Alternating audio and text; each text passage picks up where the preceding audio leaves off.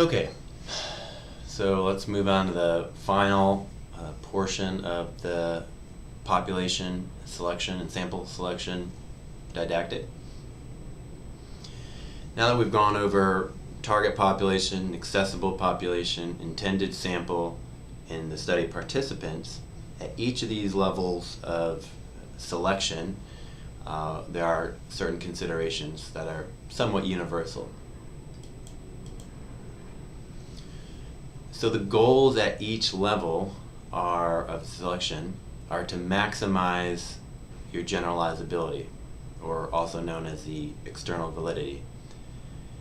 And what this means, a concept you may be familiar with, is that each subset is representative of the target population. So we're trying to maximize that. And the things we do there are trying to reduce the amount of exclusion criteria that can affect or minimize generalizability. We can use random selection procedures to help, again, maximize the generalizability or the representativeness of the population. Another thing we're trying to do is minimize bias, also known as internal validity. And this is an interesting concept. Study selection is often discussed in terms of generalizability, but selection procedures can also introduce bias such that the associations that you're trying to demonstrate inside of the study can be influenced. So selection can influence essentially the internal validity. And that's a little bit of a semantic or debatable concept I'm going to discuss a little more in the next couple slides. Another goal, as we discussed in some of those stratified procedures, is selecting a sufficient sample size to avoid a type 2 error. We're going to discuss power, sample size, evaluations, type 2 error in another talk this semester, so I'll just mention it here. And then of course feasibility.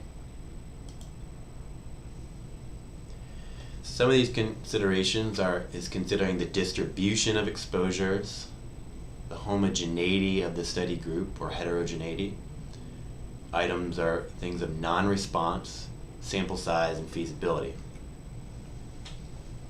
So let's talk about the distribution of exposures. Essentially, when you're selecting smaller and smaller groups from the target population, you still want to ensure that you have a balanced distributions of exposures across study groups. So if you want to study smokers versus non-smokers, you still want balance of other factors in amongst the study group.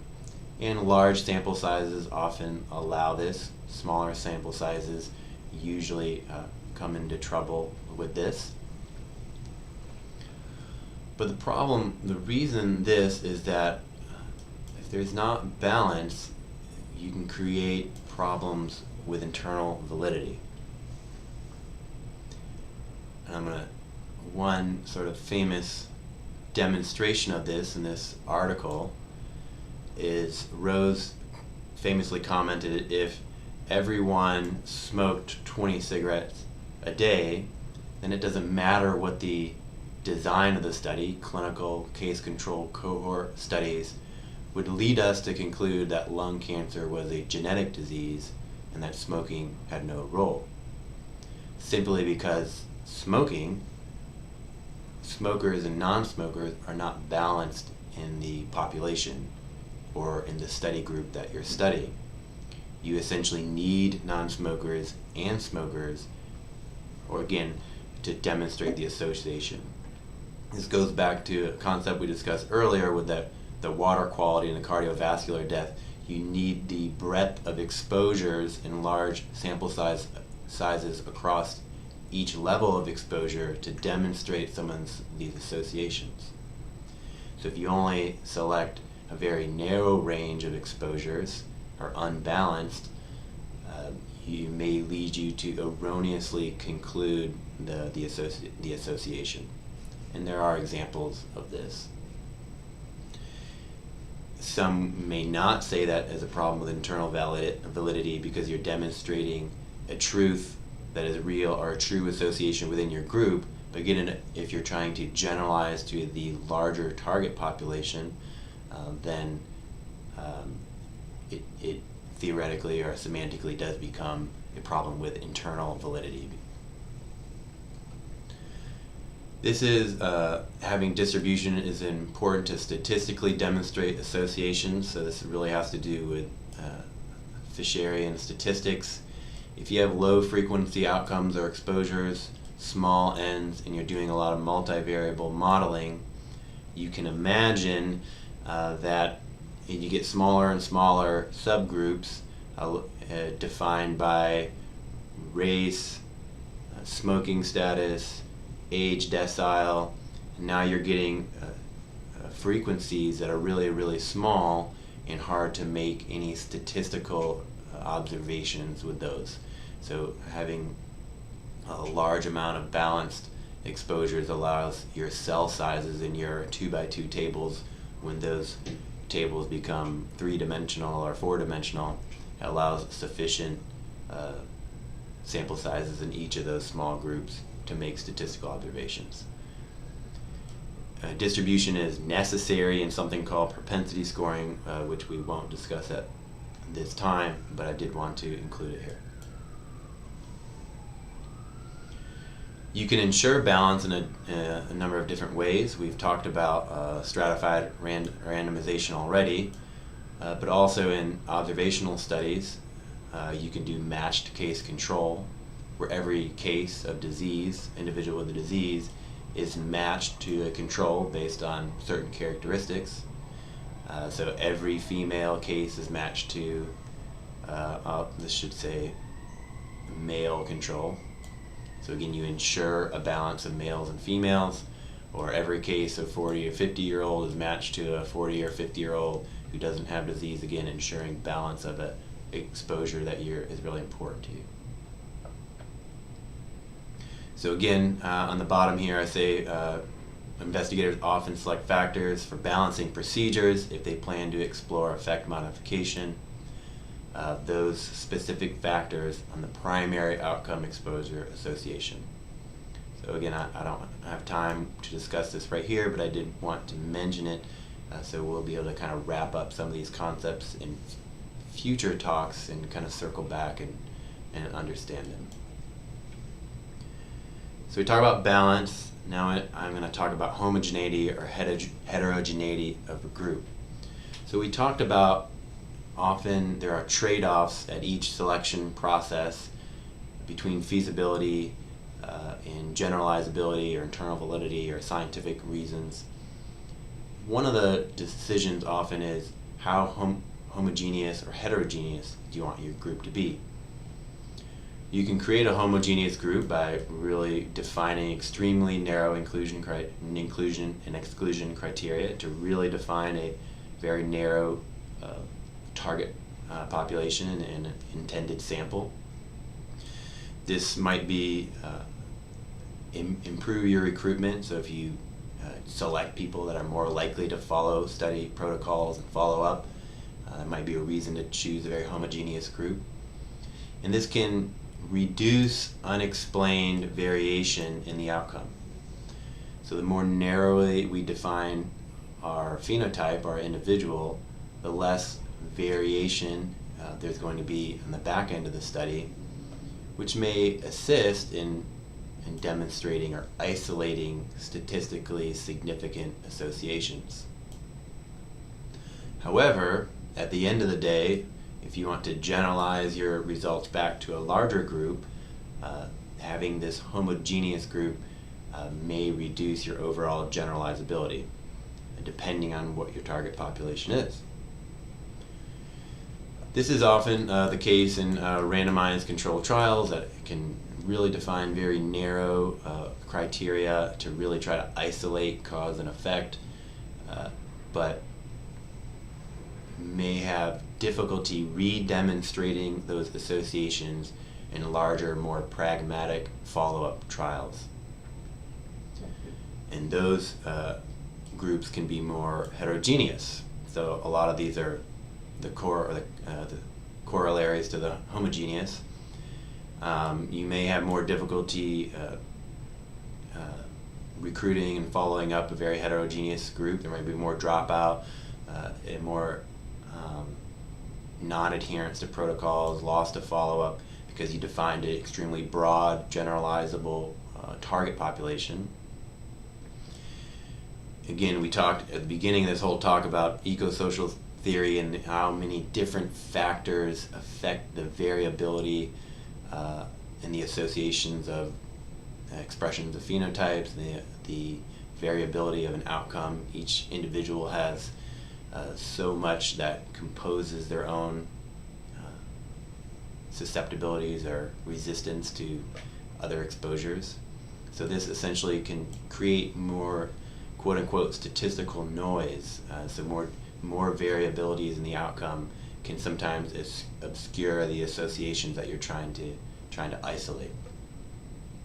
These kind of groups are really good for exploratory or discovery analysis, when you kind of go in with an unbiased approach and you're looking for new risk factors. You want to make sure your catchment area is really broad, and they can improve generalizability. So these are good if you want to generalize your results to very large groups of people, or unbiased groups. This is sort of the things you have to balance, the homogeneity or heterogeneity of your target population and final resulting study population, study sample. Another general factor here is non-response, or this is another way to name loss to follow-up, depending on whether you are doing a survey, whether you're doing a clinical trial. So the proportion of people who refuse to or fail to participate at any time in the study procedure. And this might not be they completely drop out of the study, but you need to consider non-response even to individual data points in the study. So they may have, say for example, in a serial survey, individuals may continue to participate in the survey, but they may not answer every question every time. But what you get on the resulting back end is sort of a cumulative non-response of all missing data points. So now your complete cases, the cases of your study participants, are not just the ones that participated, but the ones that have 100% data. So just a way to think about non-response as a more complex entity. Of course, non-response reduces your generalizability and possibly your internal validity, just like any of these selection steps. Stringent exclusions can reduce your intended sample, reduce non-response, but again at cost of generalizability potentially. One thing to consider about non-response is you may consider gathering limited demographic data on non-respondents or individuals that are screened for inclusion for the criteria but don't give informed consent or are lost to follow-up. This way, at the end of the study, it allows general comparisons of respondents to non-respondents. And oftentimes, you can design this into your IRB, into your study protocol, where you screen patients, you discuss full informed consent with them, and ask them, and even if you don't agree for the full study, there is a limited consent they can sign where you're allowed to gather just very basic demographic data. So at the end of the study, you can look at non-respondents versus respondents, or participants versus people who were excluded, and just look at age, sex, race, ethnicity, and at least it'll give you some general or gross estimation of how different your study participants are from the entire accessible population. So just something to think about, not always necessary, but but may be important if you really don't know what your study procedures are going to produce. So sample size, another component here. This is dependent on statistical inputs determining the acceptability of a type 1 or type 2 error, the alpha and the beta, your baseline event rate of your outcome or exposure rate, and your association effect size.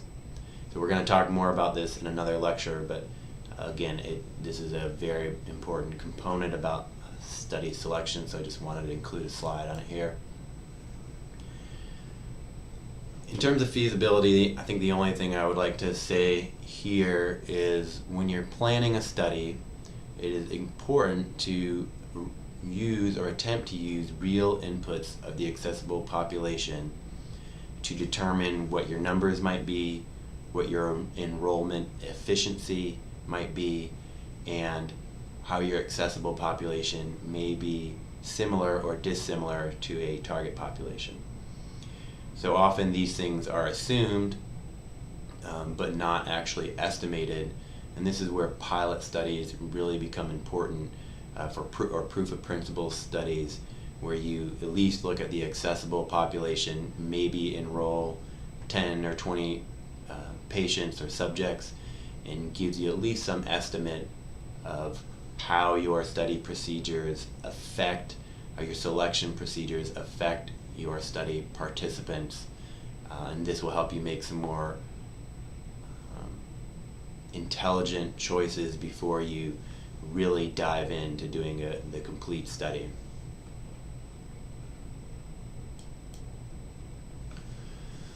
So final word. So we've talked about this, this workflow of defining your target population as a scientifically relevant target population, and from those characteristics you define the inclusion criteria. And next you define what's accessible, and then you design a study protocol that will produce your intended population, and those include your exclusion criteria and your sampling procedures. And then your recruitment and sort of the natural participation of your accessible population will determine what your participants actually are. So planning for this when you're designing a study moves in this left to right direction, but on the back end, when we're interpreting the results, such as we'll do in Journal Club and this semester, the workflow goes in reverse, where you see the resultant participants, and usually you can look at a table 1 to look at the different prevalences of demographic and clinical features in these study participants, and then you read through the methods to see what they actually intended, the investigators, and hopefully also in the background, or sometimes the methods, you see what their actual target was. And so when we're interpreting the study results, we're going to see how well do the participants who actually completed the study and gave data match their target population, and where are there potential points of introducing bias and generalizability issues. So that's the end. This was an experimental video, so hopefully it went okay. I see that I went way past the 50-minute mark, but hopefully we can stay on course. I will be available on the discussion board for more questions throughout the week to help you do your second individual writing assignment.